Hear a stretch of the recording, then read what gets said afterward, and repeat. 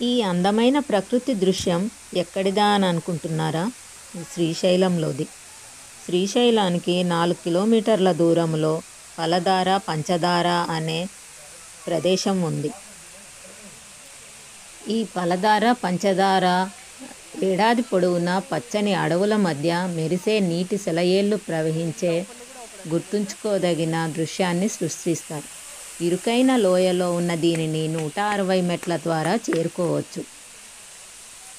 ఈ ఫలధార పంచదార హటకేశ్వర్కు ఎదురుగా ఉన్నాయి. అందువల్ల పర్యాటకులు 2 సందర్శనలను కలిపి చూడవచ్చు.